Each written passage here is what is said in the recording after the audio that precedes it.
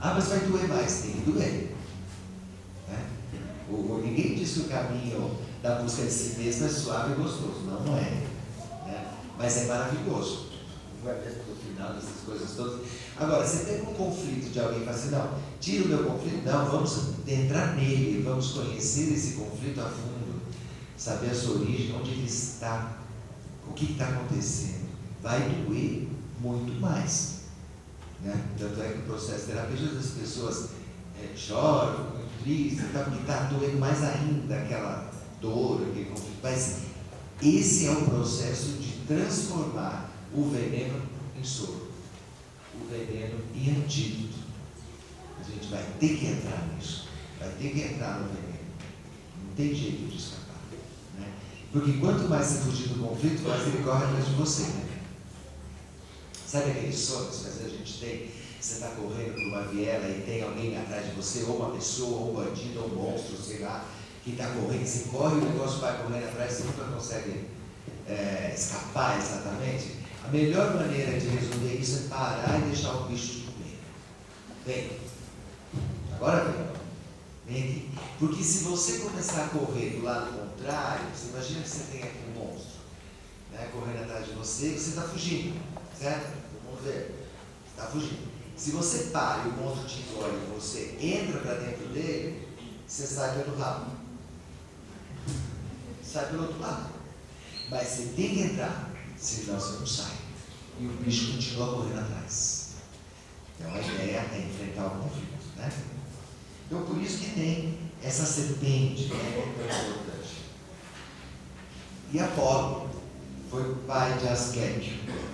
É interessante Asclépio, que ele foi uma figura muito importante nessa antiguidade. Ele era chamado de Esculápio pelos gregos e Imhotep no Egito. Esculápio acabou sendo o deus da cura, né? Filho de Apolo e de um templo principal em Eridal. Dizem as más línguas que antes de Asclépio ser entendido e assimilado na religião helênica como um deus curador, ele era uma serpente. Antes de ser representado como humano e como Asclépio, ele era um deus serpente. A serpente é um símbolo muito importante, muito poderoso em muitas culturas. Aparece a serpente. Ou como sabedoria, ou como um aspecto maléfico. A serpente sempre tem um lado luminoso e sombrio. Vai depender de tudo que é. Pode ser aquela serpente que morde e mata, ou a serpente que cura. Se a gente pegar no texto de Êxodo, quando os hebreus estavam andando ali pelo deserto, os 40 anos antes de chegar em Canaã, num determinado momento apareceram um monte de serpentes abrasadoras que foram mordendo o pessoal e eles foram morrendo. Né? E aí Moisés ficou assustado, vai morrer todo mundo, o que eu faço? Né? Aí Javé disse para ele, faça uma serpente de bronze e coloque ela no alto de um mastro, e todo mundo que for picado pela serpente abrasadora do deserto, olhando a serpente de bronze, será curado. Então, aí, nessa narrativa de Êxodo, a gente tem os dois tipos de serpente, as duas potencialidades da serpente, as duas polaridades da serpente. Né? É dito que, depois os teólogos, né, cristãos, vão dizer que essa serpente pendurada no mastro de madeira é uma prefiguração de Jesus Cristo. Né? Então, em algum momento simbólico, Cristo também pode ser associado a uma serpente curadora, em termos de símbolo. Muito bem, mas depois que o helenismo se estabelece como religião, Asclépio é apresentado como um idoso carregando um cajado, e nesse cajado tem uma serpente. A serpente não desgruda, né, do curador. E é muito interessante que depois, mais para frente, a gente vai falar disso, quando a gente falar de Obaluaê, que é o orixá da saúde, da cura e das doenças, o irmão dele é o Xumaré, que é uma serpente. Né? Então, a serpente e o curador sempre caminham juntos. Né? Possibilidade da morte e da cura. É interessante agora, só por curiosidade, que uma das filhas de Asclépio é Higéia, que é a deusa da saúde. E é daí que vem higiene. Higiene vem de Higéia, que é a deusa da saúde. Então, se você tem higiene, você vai ter saúde. Né? Se você segue os padrões de higiene, provavelmente você vai ter saúde. Agora, é muito interessante que essa filha também carregava uma serpente, né, enrolada. E ela tinha um cálice com água, e a serpente bebe água do cálice. Esse cálice tanto é o extrator do veneno, quanto é o remédio produzido que você vai tomar. As imagens simbólicas, né? A serpente também presente aí. Né? Asclépio recebeu de Atena um dom muito interessante, que é o dom da vida e da morte. A gente volta sempre para esse tema de vida e morte com os curadores. Né? Ele tinha o sangue da medusa, a professora falou da medusa, aquela que tem cabelo de serpente, né? Que era meio arriscado olhar para ela, né? Ainda mais se você olha e fala que ela era bonita, já pensou, te petrifica na hora. Era meio arriscada aquela moça, né? Muito temperamental. Mas em todo caso, então o sangue do lado, do braço direito da medusa, curava. E o sangue do lado esquerdo, do braço esquerdo, matava. Atena deu para Asclépio esse poder, né? E aí, nos templos de Asclépio, né, agora falando mais do concreto, como é que funcionava o tratamento? Os templos de Asclépio eram o que hoje a gente chamaria de posto de saúde. Eram os hospitais da época. Né? Então, eram lugares que tinham determinadas áreas, tinha água, né, tinha determinados tanques lá dentro, e nesses tanques viviam serpentes, como podia deixar de ser. E aí, quando chegava alguém ali doente, passando mal, os sacerdotes de Asclépio, eles recebiam a pessoa, faziam banhos, faziam as abluções, e aí o indivíduo tinha que dormir dentro do templo. Ele ia dormir no templo, e durante o sono, Asclépio apareceria em sonho, ou mandaria um sonho com o diagnóstico e o tratamento da doença. Então, o diagnóstico e o tratamento vinha a partir do sonho. Muito semelhante ao Xamã lá atrás, que também era por conta do sonho. E aí, o sonhador, né, o paciente, acordava no dia seguinte e narrava o sonho para os sacerdotes. O sacerdote interpretava o sonho e dava a terapêutica adequada, a terapêutica que o sonho tinha dado para ele. Né? Isso me lembra muito o caso de uma colega, professora na universidade, que ela estava grávida, que estava com uma dificuldade por conta da gravidez e tudo, e chegou um momento que a médica que estava acompanhando disse: olha, eu acho que o bebê morreu, porque não estou ouvindo batimento cardíaco, não estou vendo manifestação nenhuma do bebê, eu acho que o bebê morreu. Então nós vamos fazer, né, a curetagem para você não ter nenhum risco, não sei o que, tal. Ela ficou meio preocupada, muito triste, né? Estava esperando a criança, e marcaram para o dia seguinte para fazer esse procedimento. E naquela noite ela sonhou que uma menina dizia para ela: mamãe, eu não estou morta, eu estou aqui, eu estou viva, eu estou com você. A gente pode pensar que essa é satisfação de desejo, né? Tudo bem, vamos pensar que é satisfação de desejo. O problema é que ela não pensou isso, né? Mesmo sendo psicóloga, ela disse: espera aí, aqui tem alguma coisa. O sonho está me dizendo algo. Ela, no dia seguinte, ela foi a médica e falou: não, antes de fazer qualquer coisa, vamos fazer um exame novamente. Quando fez o exame, constatou a criança. E aí a criança nasceu uma menina, e uma menina super bonita.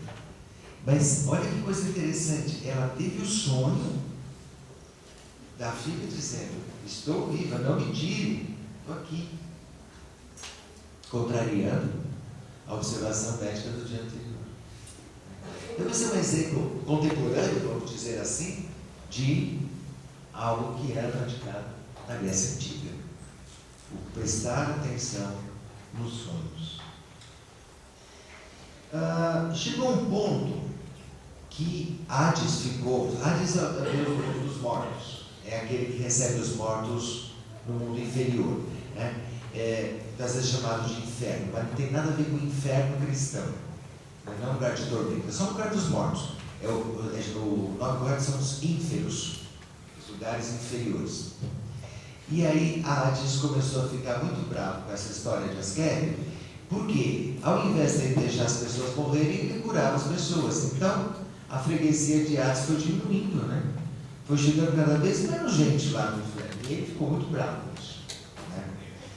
Ele ficou muito bravo com isso e insistiu que Zeus desse um jeito nessa história. E aí Zeus manda um raio em cima de Asclepio e mata Asclepio. Mas o pai dele não gostou dessa história. Né? Como assim? Matou meu filho só porque ele está curando as pessoas? Aí Apolo, né, que é Deus também, ele faz um processo de ressuscitação de Apolo, de Asclepio. Então Apolo ressuscita Asclepio. Né? De certa forma, o próprio Asclepio teve que passar pela morte. Ele foi para o Hades e depois voltou. Ele fez os dois caminhos. Ele fez o caminho do paciente que se cura e o paciente que morre. Ele morreu também. E depois ele retorna. Né? Então ele conhecia os dois lados. Daí uma característica de ferimento, mesmo em Asclepio, que ele experimentou a morte e voltou à vida. Né?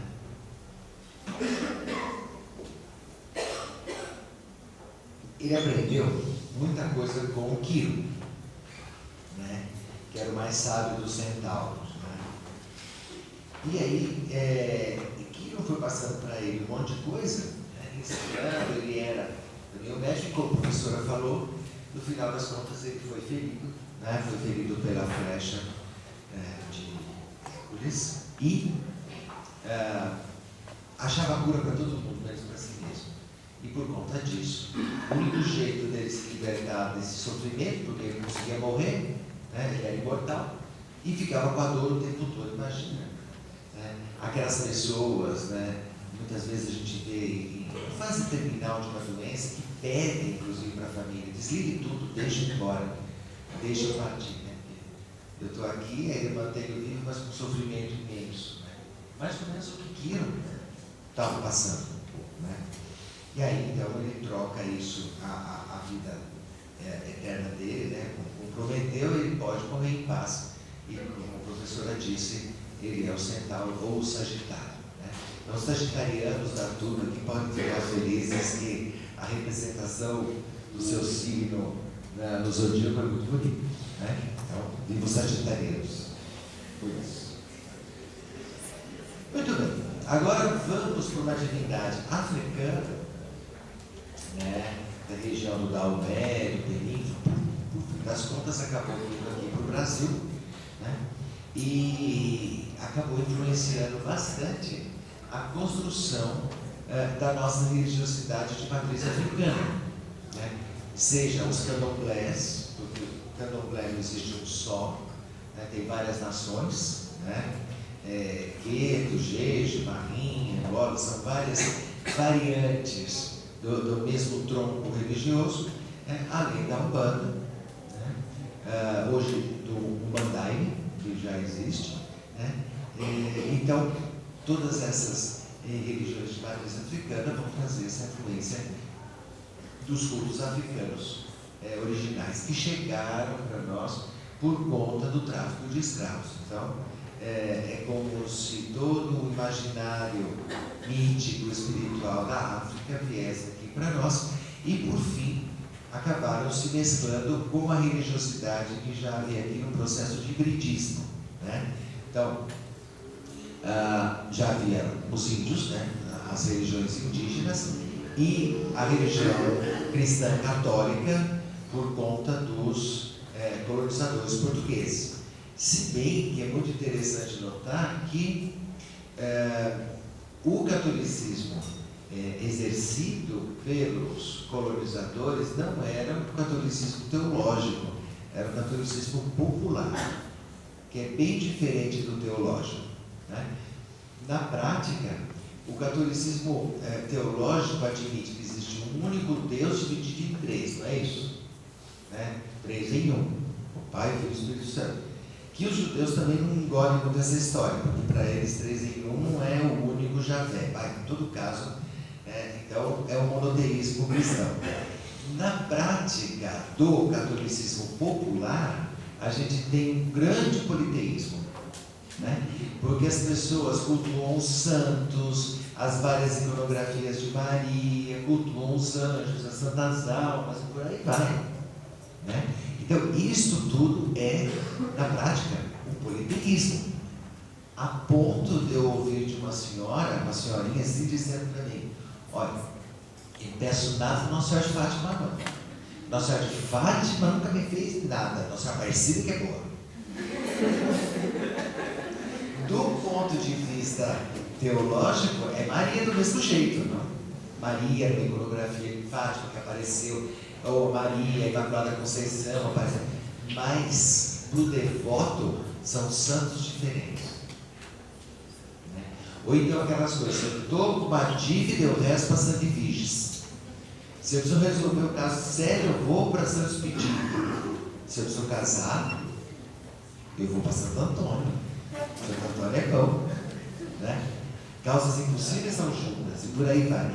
Então, a religiosidade popular era uma religiosidade politeísta, né? As várias devoções dos santos e tudo isso. E além de politeísta, era monolatrista, quer dizer, eu reconheço todos os santos, mas eu gosto desse, eu sou devoto desse. Eu rezo para São Benedito. Reconheço todos os outros, mas São Benedito está sempre comigo, põe um cafezinho de manhã para ele, faço café, põe um xícara de café para ele, né? Outros preferem Santo Onofre, né? Aí põe um copinho de pinga para Santo Onofre, né? Essas coisas, né? Você tem que agradar o santo, senão o santo não te ajuda, não é certo? Isso também é bem da nossa prática, não tem nada a ver com teologia, né? Na teologia, você agradar santo com café ou com cachaça é um absurdo, né? Mas na prática do povo, é assim que se faz, que é reflexo de uma prática ancestral. O que a gente fazia na ancestralidade? Oferendas para os deuses para eles serem bons para a gente. Nada mais natural, não é? Muito bem, então quando vieram os negros da África como escravos, trazendo seu panteão de divindades, encontraram aqui um outro panteão católico, né?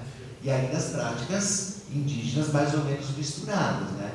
Isso possibilitou sincretismos, né? Ou hibridismos, né? Do Senhor Bonfim com Oxalá, Nossa Senhora dos Navegantes com Iemanjá, Imaculada Conceição com Oxum, São Lázaro com Baloaê, né? E aí vai. Esses sincretismos foram criando as várias correntes do que era chamado de religiões afro-brasileiras, que são as religiões de matriz africana. Então, a Jurema, o Candomblé, a Umbanda, e tudo isso foi esse mix de imagens e símbolos que foram se aglutinando, se aproximando, né? Alguns sociólogos acreditam que o hibridismo ocorreu como uma artimanha pensada dos escravos para poderem continuar o culto aos seus deuses sem ser perturbado pelo senhor branco católico, né? Mas eu não concordo com isso. Eu acho que nenhuma articulação racionalmente pensada, politicamente pensada, traria a força da devoção. Então, provavelmente, o sincretismo ocorreu pela proximidade dos conteúdos simbólicos de cada símbolo e de toda a sua história mítica, de Nossa Senhora dos Navegantes com Iemanjá. Não foi algo estratégico, mas foi por similaridade mesmo, aproximação por semelhança de características. Então foi um processo muito mais do ponto de vista inconsciente do que algo racionalmente pensado. Ninguém tinha assim, vou fazer uma estratégia. Acredito que não, porque isso foi ocorrendo ao longo do Brasil inteiro. Para você pensar em estratégia, você teria que ter uma uniformidade de estratégia, pensar e divulgar a estratégia. Isso não ocorreu, né? Foi a alma do povo que foi aproximando as imagens simbólicas e criando os sintetismos. Muito bem. Entre todos esses orixás que chegaram aqui no Brasil, da África e tudo isso, um deles, que é o que é mais importante a gente falar hoje por conta do tema, é o Baluaê. O Baluaê que vai ter mais dois nomes, né? Xapanã ou Omulu. Omulu, a forma velha de Xapanã, e o Baluaê, a forma jovem de Xapanã. Então, o Baluaê, ele é filho de Nanã-Burucu. Diz a lenda que Nanã, que era a senhora dos pântanos, a senhora das águas paradas, a dona do lobo, que é uma divindade associada com a característica da avó, é uma divindade matriarcal, mais velha e sábia, por conta disso, né? E ela representa o final da vida e a decomposição dos corpos para que eles possam nascer de novo. Então, ela está representando o fim da vida, quando o corpo da gente vai decompor mesmo, para poder voltar os nutrientes que compõem o nosso corpo para a Terra. E depois daí, a Terra vai poder alimentar novos corpos e dar vida a novos corpos. É a ideia do ciclo, né, de decomposição, de finitude, né, das coisas. Tem uma certa aproximação com o Shiva, se a gente quiser pensar, com a divindade do término, né, do ciclo, do final de um processo de vida. Muito bem, então Nanã, que é essa mãe ancestral, né, muito antiga, muito sábia, ela teve o Baluaê. Né? Ela é uma divindade muito mais antiga, mas como teve um monte de conquistas na própria África antes de virem para cá, ela é de Daomé, mas acabou se misturando com outros povos, então ela foi agregada aos outros orixás que haviam. Então, as lendas mais recentes diz que ela é uma das esposas de Oxalá. Né? Oxalá, que é o pai criador, teve duas esposas, Nanã e Iemanjá. Então, essa seria uma das esposas de Oxalá. Aí nasce o Baluaê, só que ele nasceu coberto de feridas. Ele nasceu com varíola. E varíola era exatamente uma doença associada aos pântanos, às águas paradas, por conta dos mosquitos e tudo isso. Então, mas ele nasce com essas feridas todas, e Nanã não suporta ver o filho daquele jeito. E aí abandona a criança na beira do mar para que morresse, desaparecesse, sei lá. E deixa a criança lá. Nisso, Iemanjá está passeando. Iemanjá gosta de passear na beira do mar. Ela também é uma deusa mãe, né? Aí do mar, não do pântano, mas do mar. E ela encontra a criança e recolhe a criança. Né? E cuida de Baluaê. Né? Cuida bastante dele, trata das feridas, aí ele é curado das feridas. E um dos caminhos de lenda diz que depois que ele foi curado das feridas, ele começou a brilhar tão intensamente quanto o sol. Então era difícil olhar para ele. E aí, então foi feito uma roupa que pega desde a cabeça, feita de fios de palha, da cabeça, cobrindo todo o corpo, para que ele não ofuscasse as pessoas de tanto que ele brilha. E Iemanjá deu para o Baluaê, assim, como presente, todas as pérolas do mundo. Então, todas as pérolas pertencem ao Baluaê. Né? é a riqueza dele, são as pérolas. Muito bem. Aí, essa é uma das lendas.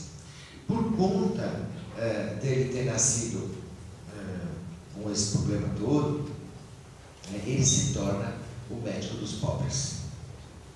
Então ele se torna um médico a partir disso e vai ser uma divindade que tanto traz a doença quanto a cura. Então a gente pode pensar de novo naquelas outras divindades que vimos lá atrás, né? Como Apolo. Ele tem a flecha lá que mata e a serpente que cura. O Baluaí pode trazer a doença ou a cura, né? Mas associado como a divindade da cura, e depois ele vai ser sincretizado com São Lázaro, né? Como aquele santo todo cheio de chagas, feridas, né? E ele representa então a cura. Tem uma outra história, tem várias lendas, né? Assim como você pode pegar os deuses gregos e você vai encontrar várias versões de mitos diferentes sobre a mesma figura, né? Então, também na mitologia dos orixás, que vale a pena dizer para vocês, não perde nada da mitologia grego-romana, é tão rica e profunda quanto, né? É que a gente estuda muito menos isso, né? A gente vai estudar grego-romano, né? E não estuda os orixás, mas é tão rica quanto, né? E aqui, antes de contar a lenda, acho que vale a pena um comentário, né? Por que será que a gente não estuda muito os orixás e vai estudar só os gregos?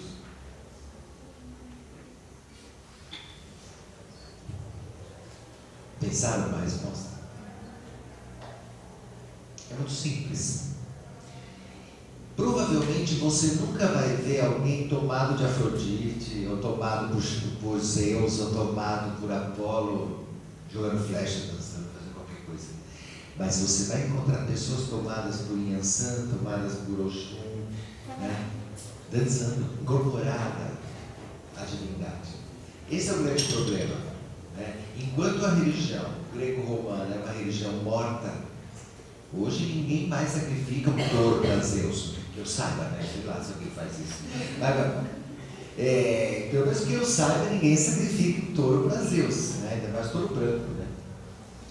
Mas a religião grega, a gente lê os mitos gregos, mas aquilo era religião mesmo, eles iam lá, tinha sacrifícios, tinha orações, tinha culto, tinha tudo isso, não é literatura.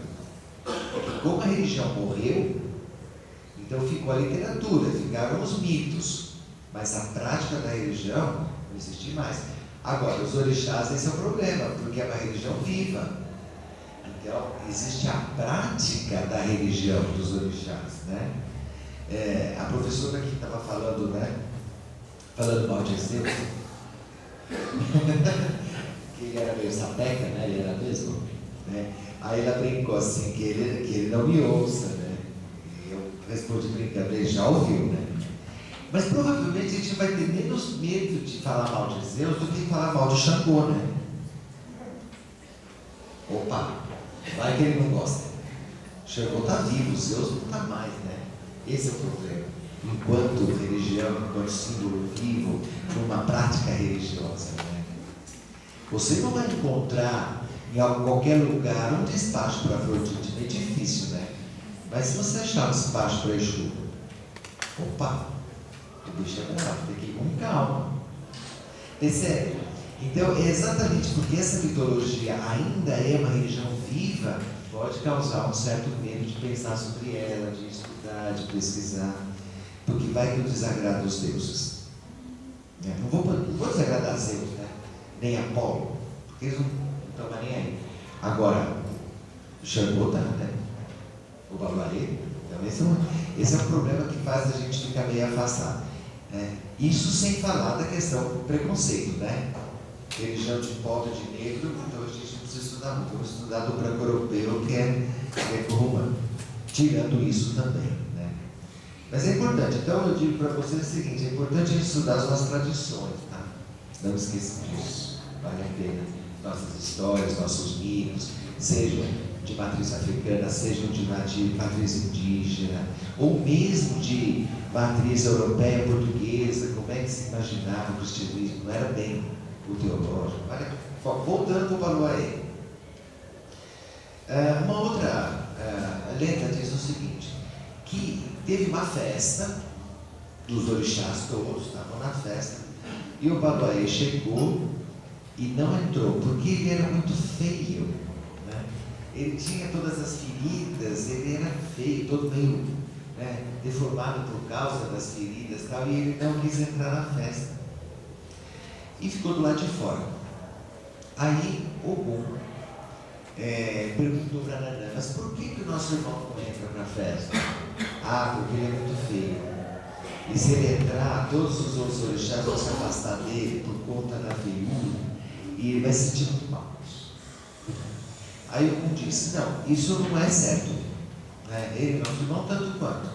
E aí Ogum sai do barracão, onde está tendo a festa, pega as palhas, né, e faz essa roupa que cobre ele da cabeça aos pés, essa roupa de palha, o azeite, chama o azeite. Aí ele entra na festa.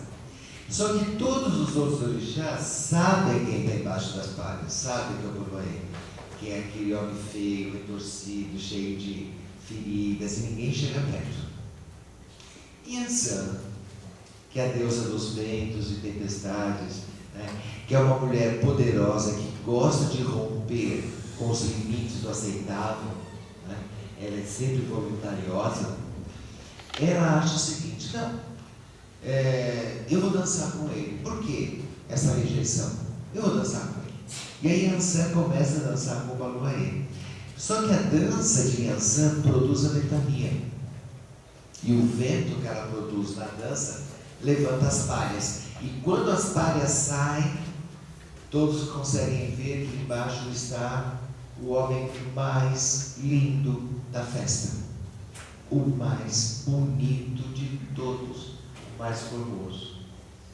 Nesse desapego de Yansan ocorre a cura. E aí a festa vira para ele.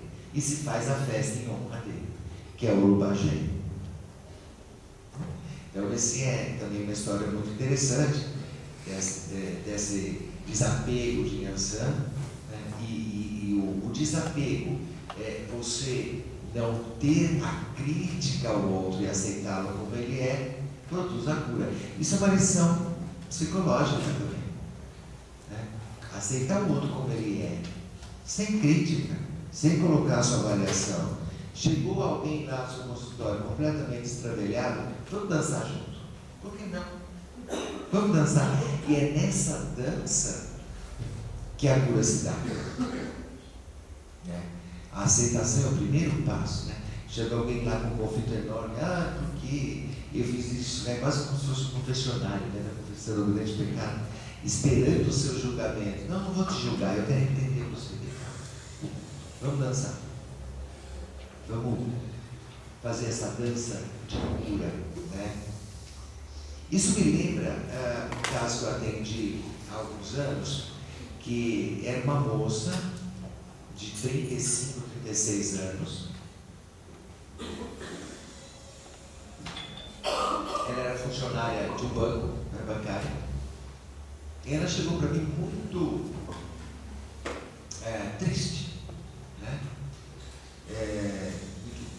Abatida, muito triste e tal, porque a vida dela era muito ruim, muito chata, ela não conseguia namorar, ela tinha essa idade, era virgem, né? E não conseguia namorar, mesmo porque quando ela saía com as amigas, numa situação de paquera, alguém começava a namorar, a paquerar, ela se escondia atrás das amigas, dizendo que o rapaz estava paquerando alguma das amigas, e não ela mesma.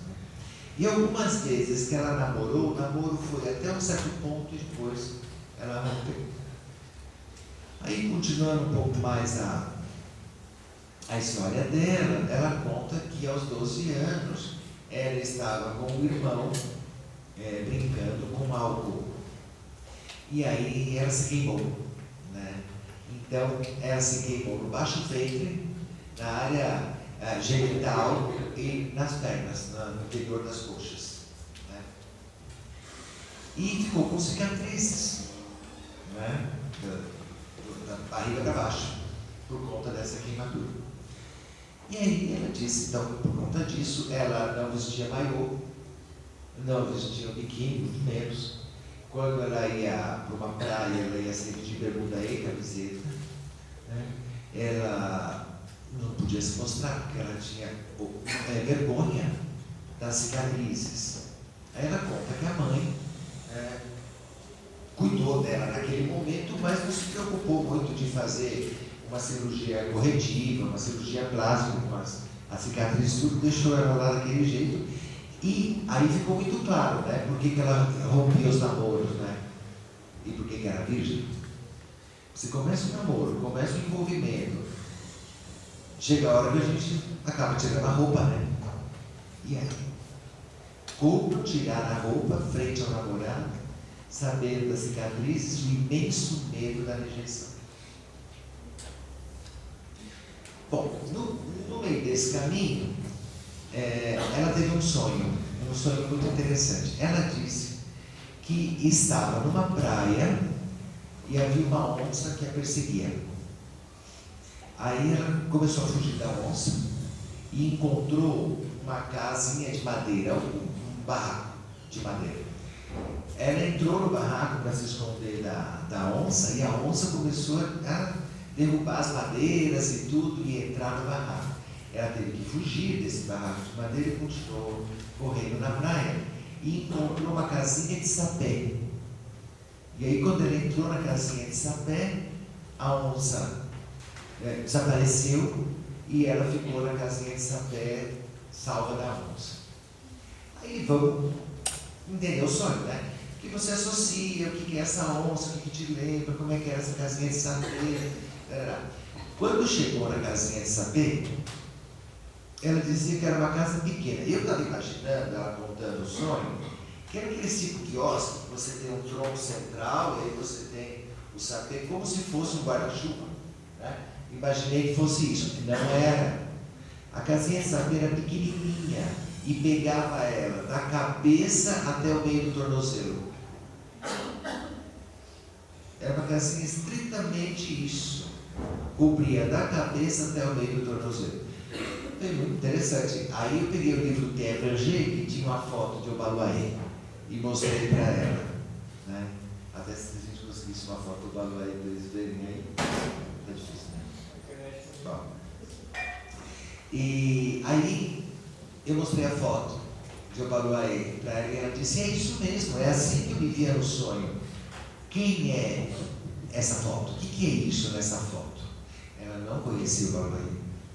Ela era católica, não conhecia a tradição iorubá, Goa, não conhecia nada disso.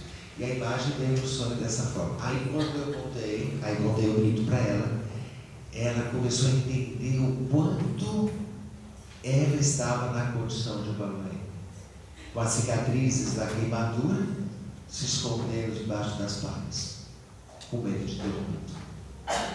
E aí começamos a trabalhar exatamente o mito de Obaluaê como o mito central da análise dela, do processo, né? E um belo dia ela chegou dizendo que tinha entrado para hidroginástica. Eu disse, mas como é que você foi fazer hidroginástica, né? Você nem vai para a praia, nem vai para a piscina por conta de não tirar a roupa. Aí ela disse, não, mas aí eu resolvi, eu pus o maiô e fui. E como é que foi a experiência, né? O que aconteceu? As outras meninas do curso olharam no primeiro momento e mais nada. Foi como se não tivesse nada, ficamos juntas, brincamos, fizemos a hidroginástica e ninguém discriminou por isso. Olha que interessante. Então é possível, né? É possível você se mostrar como você é, né? É possível sair das palhas, né? Debaixo das palhas e fazer a cura. Aí passou mais algumas sessões, passaram mais algumas sessões e ela me veio com a história. Olha, tinha um menino lá na faculdade que vivia, era fazendo psicologia e era trabalhando no banco. Ele estava sempre dando em cima de mim. queria namorar, não sei o quê. Aí eu resolvi sair com ele. Ah, é? E aí, né? Fiquei curioso para saber o que ia acontecer, né? Ah, nós saímos e eu transei com ele. Como assim? Como? Não nos detalhes, mas como é que chegou nesse ponto? Como assim não, né? Eu sei. Mas não é isso que eu perguntei. Como é que você chegou nesse ponto, né? Porque para transar com o menino você tem que tirar a roupa, né? Como é que foi isso? Ah, então, estávamos lá naquela coisa, eu tirei a roupa e ele não me rejeitou. Ah, ele não te rejeitou. Não. E aí nós transamos. Primeira transa dela. Que legal, que bom. Foi bom, né? Foi bom para você, né? Valeu a pena? Olha, valeu. Você vai continuar a namorar o menino? Não. E eu precisava dele só para um laboratório. Eu não gosto dele o suficiente para namorar ele. É complicado. Autonomia, né? Do feminino. Autonomia das meninas. Não, era só um laboratório, mas eu não vou namorar com ele não, porque eu não gosto dele o suficiente para isso. Mas vi que eu posso ter uma vida sexual sem esse problema, né? Sem achar que vai ser rejeitada e tudo. Próximo passo, ela teve uma catarse. Ela estava tomando banho um belo dia e conforme a água do chuveiro ia caindo, ela sentiu que as palhas caíam de cima dela e desciam pelo rabo. Aí ela teve uma catarse emocional, chorou e foi realmente intensa a experiência de sentir as palhas descendo por ela e indo para o ralo pela ação da água, né? Aí está Iemanjá, de novo, né? A água que cura, voltando lá atrás daquilo que eu falei, né? Aquele poço da água que cura e tudo isso. E a partir daí, ela, por conta própria, foi buscar a cirurgia corretiva, a cirurgia plástica, né, para minimizar as cicatrizes, já que a mãe não fez, né, abandonou esse aspecto dela. Descobriu que ela não gostava de psicologia, que o que ela tinha que fazer na vida era enfermagem, que é uma profissão muito ligada ao Baluaê, né, a medicina, a enfermagem. Ela deixou psicologia, foi fazer enfermagem. Depois eu soube que ela casou, né, teve 2 filhas e foi morar na beira da praia. Foi ao encontro da mãe acolhedora, né? Então, esse é um caso que eu guardo com muito carinho na memória, porque ele trouxe, né, essa vivência do símbolo muito vivo para ela, né? E é como se o Baluaê tivesse vindo para ela em sonho. Aí a gente volta lá no Asclépio, a história do sonho como cura e tudo isso. Ele veio no sonho para dizer: eu estou aqui representando a sua dor, a minha história é a tua história, vamos junto, que assim como eu tirei as minhas palhas, você vai tirar as tuas, né? E o símbolo se fez tão presente no processo de análise inteiro que foi algo fantástico, emocionante, eu diria, né? Mais que isso, né? Algo sagrado. É aquele momento onde o processo terapêutico, a análise se torna algo sagrado mesmo, porque transcende a racionalidade, né? Ele vai para além da racionalidade, vai para um contexto de unos mundos, onde você junta todas as questões físicas, emocionais, psíquicas e a alma, e tudo num grande contexto de totalidade, que é a própria imagem do céu, né? As mandalas e tudo isso. E aí o que fica para a gente, né? Para a gente como terapeuta, né, como analista, é importante que a ferida fique sempre presente na gente, né? É muito importante que a gente conheça a nossa ferida primeiro. Eu tenho que conhecer a minha ferida, tratar a minha ferida, entrar nela,